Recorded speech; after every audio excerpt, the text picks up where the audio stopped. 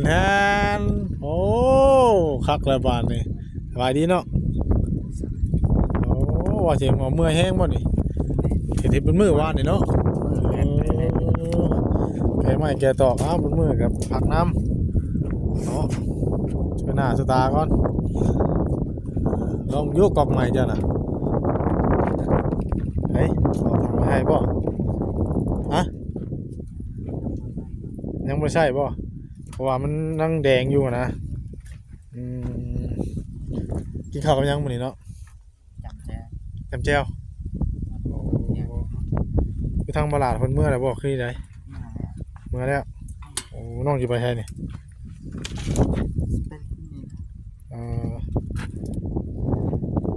จะมาบ่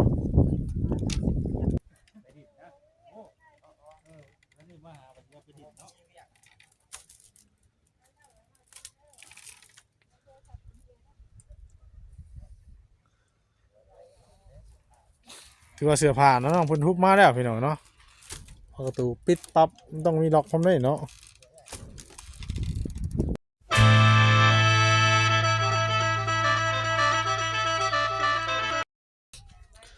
เอากับสบายดีและสวัสดีพี่น้องเบิด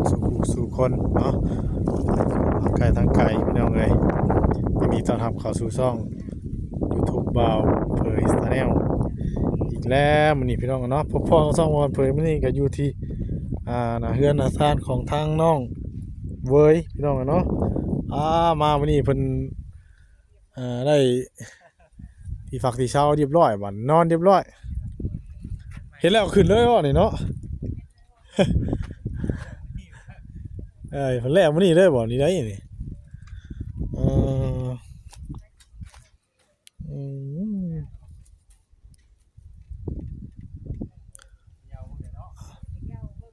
ฮะพวกน้องตื่นแล้วน้องเลยแล้ววันนี้ได้ใครก็เพิ่นนอนอยู่เครือพุ่นน่ะว่าเนาะ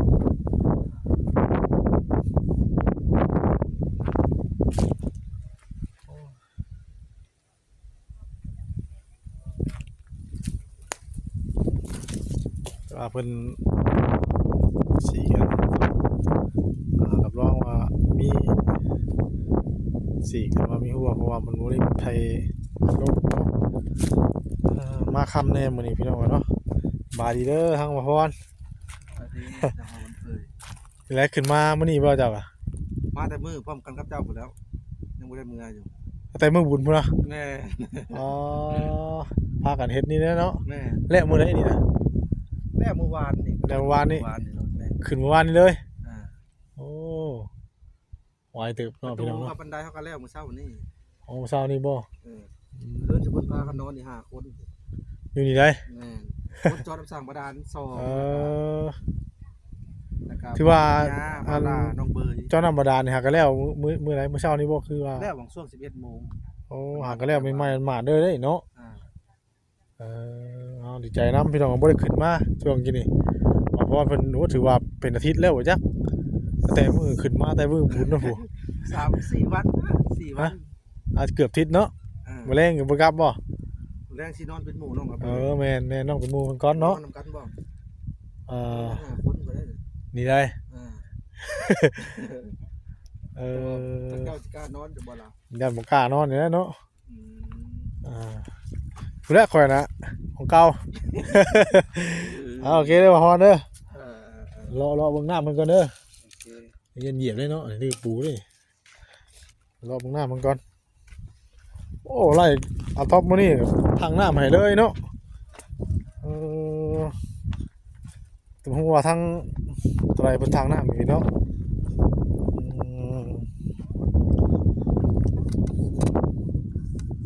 หยุ่มก่อนโอ้นี่เลยพี่น้องยังบ่ทันได้ใส่เลยนี่บ่ทันได้ใส่ยังบ่ทันได้ใส่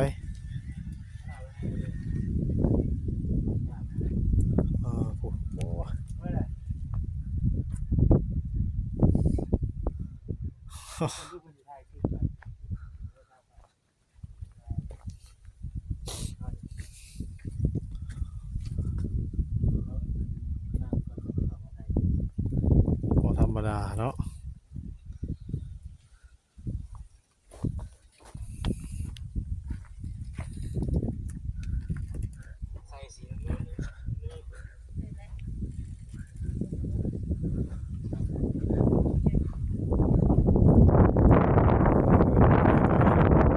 ช่วงนี้เนาะ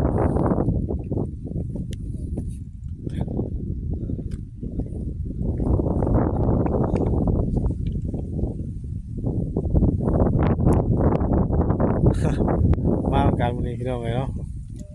สวัสดีเด้อเนาะว่าแซนเป็นไงเป็นโจรบ่มาหาเราเว้ยก็หนาวคือหนาวๆลมเย็นอยู่ใดมานึงนะ ฮ้อนนี่ก็หนาวมามันฮ้อนมาฮ้อนเนาะ อืม มาวันนี้บ่หนาว ที่แรกคนจะบ่สบาย แม่นอากาศเปลี่ยนเด้ เปลี่ยนไปเปลี่ยนมาอยู่ น้องสัตว์ผลก็มานำมื้อนี้พี่น้องผู้เพิ่นไปนั่งอยู่คันผู้ งานเลย หาสัญญาณ เนาะมีแม่นอยู่ๆเพิ่นเด้เดี๋ยวมันลงมาเลยไปมาล่ะโอ้พี่น้องไปทั้งน้องนี่เขามาหาน้องเว้ยมื้อนี้แทนๆโอ้คักแล้วบาดนี่สบายดีเนาะโอ้ว่าสิเมื่อยแฮงบ่นี่เฮ็ดเป็นมื้อวานนี่เนาะ แกไม่แกตอกอ้าวบนมือกับผักน้ำเนาะช่วยหน้าสตาร์ก่อนลองยกกอกใหม่จ้ะน่ะเฮ้ยเอาทำมาให้ป่ะฮะยังไม่ใช่ป่ะเพราะว่ามันนั่งแดงอยู่นะอืมกินข้าวกับยังมื้อนี้เนาะ จำแจ้ จำแจ่วคือทางตลาดเพิ่นเมื่อไหร่บ่คือที่ไหนเมื่อแล้วโอ้น้องสิไปไสนี่ เป็นที่นี่นะ เอ่อจะมาบ่เปลี่ยนบันไดอืมเอาไปเปลี่ยนอยู่ฮะไปให้เราไปเปลี่ยนอย่างนะพี่น้องเนาะ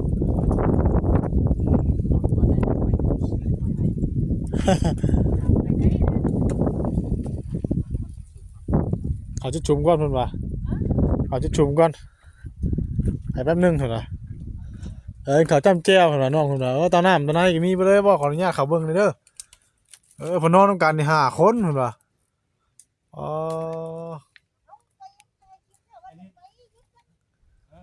โอ้ยผลบ่ได้อยู่นี่เนาะ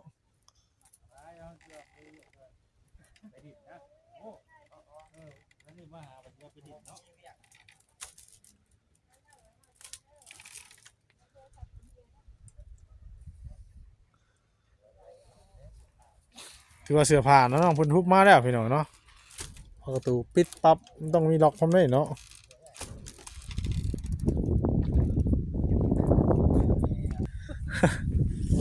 เอาอยู่แล้วเนาะเนาะพี่น้องเลยเนาะคุยว่ามาหาน้องเบยมันก็ช่วงตอน3 โมงปลายๆนี่แหละพี่น้องเนาะใกล้สิ4 โมงแล้วล่ะมื้อนี้ก็มีทั้งว่าพรเพิ่นอยู่เนาะพี่น้องเนาะเพิ่นมาแต่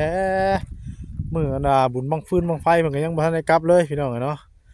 ได้ยินทางน้องเบยว่าทางบ่าวหลาเพิ่นกลับเมื่อแล้วพี่น้องเนาะบ่าวพรน่ะสินอนเป็นหมู่เพิ่นมื้อแลงนี้เพิ่นว่านอนได้5 คนเนาะอ๋อนอนได้5 คนครับดีนี่เนาะกลางเหมือนกันนี่นอนเย็นอยู่นี่เนาะนี่เป็นเรื่องพี่น้องเลยเนาะแม่งความทั้งอีซี่เว้าดีนี่เนาะเราไม่เรียนล้ำนี่แหละเนาะโอ้ยเนาะ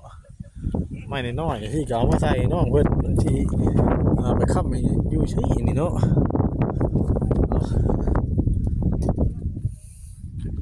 แต่ว่าตอนนี้น้องเบยเพิ่นบ่อยู่แล้วพี่น้องเข้าในบ้านไปแล้วว่าเพิ่นเข้าไปยังมีธุระบ่เนาะอีใดก็บ่ฮู้คือกันอีใดก็ดีใจน้ำน้องเพิ่นเนาะพี่น้องเนาะไล่ทั้งที่พักที่เช่าละบาดนี่น้ำในก็ได้แล้วมีแต่ลมแห้งอยู่ดีโอ้เอาต้อม ได้อุ้ยโหนี่หนาวนี่อ๋อแม่พากันไปใช่น่ะอยู่รออยู่แล่นี่ถือผ้าถือพื้นไปหาแก้พื้นจังนี่หาพื้นบ่หาพื้นเนาะแม่นหากันมามาหาพื้นเนาะมาเบิ่งเพิ่นนี่แหละ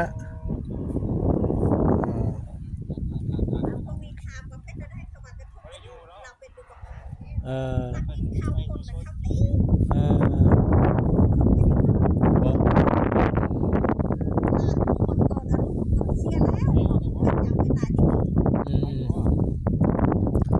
เอาโอเคเนาะ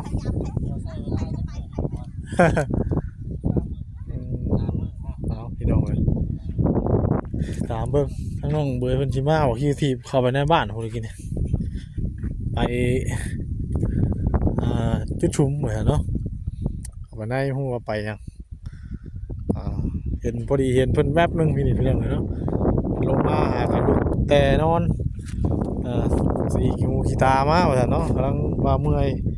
เฮ็ดกระต๊อบเป็นมื้อว่ะพุ่นแลนพี่อยู่ซั่นเนาะก็มาถ่ายบรรยากาศอัปเดตให้พี่น้องได้เบิ่งได้ชมเด้อพี่น้องเอ้ยเนาะก็มาดีใจน้ำเพิ่นเนาะเพิ่นได้ที่พักที่เช้าแล้วบ้านนี้ได้กระท่อมหลังบักไงบักเตพี่น้องเอ้ยเด้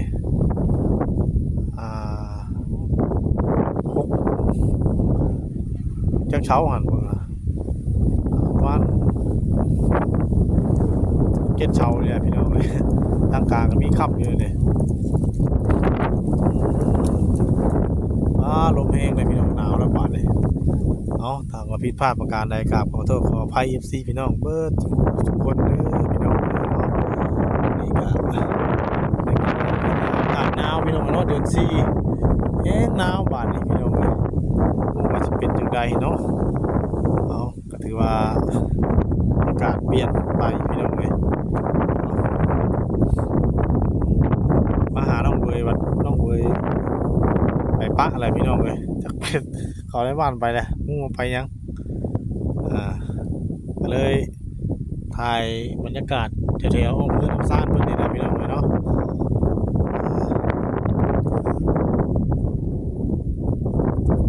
ถ้าว่าพ่อดูว่าหากระทั่งหากระแล้วมง11 โมงปลายเลยพี่น้องเนาะนำบาดาลเพิ่นก็เห็นมันมาทางแต่ว่านี่จนค่ำจนมืดเนาะถ้ากันนอนอยู่นี่วัดทางเบาเลยก็ได้อากาศเปลี่ยนแปลงผู้เช้านี่ก็เสียบท้องแน่พี่น้องเนาะกับวินหัวแน่ทางเบาเลยก็ได้สิ่งทางที่มีไข้แน่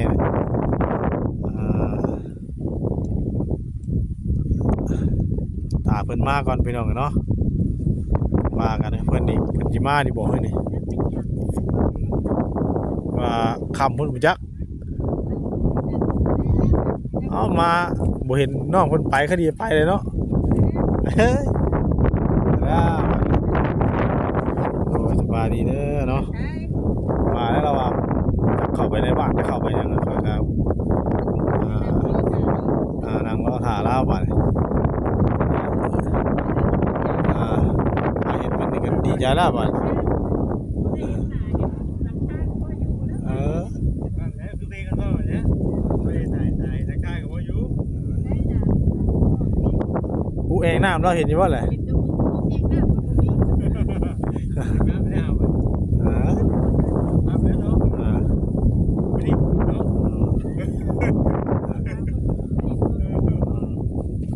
เบิ่งย่างเขาเบิ่งประตูแล้วกันขันหลายเนาะอันนี้เลินเพิ่นเนาะเมื่อกี้มาพุ่นได้บ่พ่วงเลยนะนี่แล้วก็มานี่ก็ทางนี้เนาะแป้นมานี่เวลาเฮ็ดแล้วไม่มากหรือว่าเราไปซื้อได้กินบ่เนาะเราว่ากินข้าวกับแจ่วเราอ่ะโอ้ขออนุญาตขึ้นเบิ่งก่อนนี่เด้เรากินกับแจ่วนี่หม้อหนึ่งหม้อแกงแล้วข้าวแล้วเสื้อผ้าไว้สำรองแล้วตะปูแล้วข้าวหน่อยไม้นี่นะ อืมอืมไข่เนี่ยได้เรากินนะอ๋อเข่ากันเนาะพี่เนาะเพิ่นบ่ได้มีติ๊บใช่บ่นี่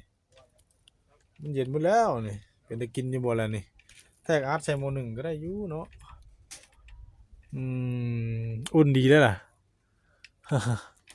คือว่าล่ะเพิ่นก็เอามาให้เรียนรำเฮ็ดเนาะพี่น้องเอ้ยเนาะก็คือสิประมาณนี้แต่ว่ามื้อนี้น่ะทางบ่ล่ะเพิ่นบ่ได้อยู่เนาะ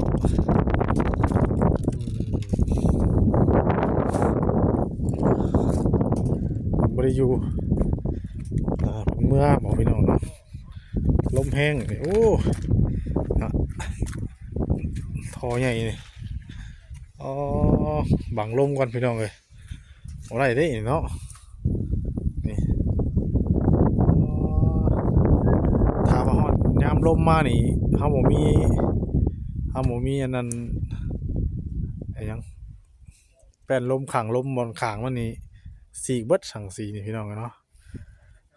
สีกอีหลีอีกอย่างมันก็เลื่อยบัดนี้เนาะอืม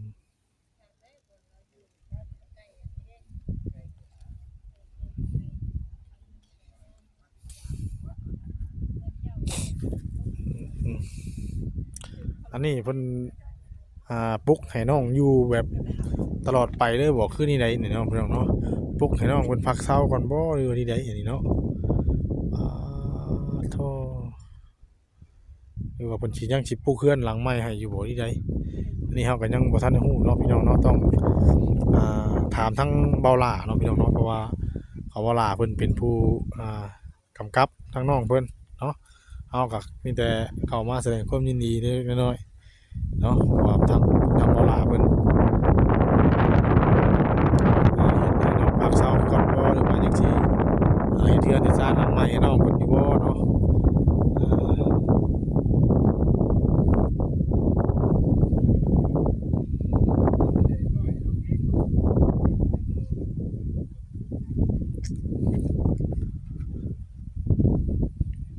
ตูบนี่เป็นตูบเนาะโอ้แต่ว่าสร้างเฮ็ดนี่ก็ถ้าว่าเป็นตูบก็คือสิเฮ็ดดีๆให้เพิ่นกว่านี้ก็บ่เนาะเฮ็ดแบบเซไปนี่เนาะเอาใหม่ก็โอ้เฮ็ดบ่รับไปคือว่าในคลิปนะมาเป็นเฮือนเป็นห้องอ้างวัดอ่า